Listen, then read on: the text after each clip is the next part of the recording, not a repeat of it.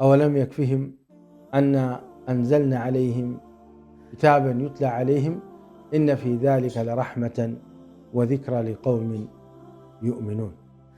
من هنا نعرف معنى قوله تبارك وتعالى: كتاب أنزلناه إليك مبارك ليدبروا آياته.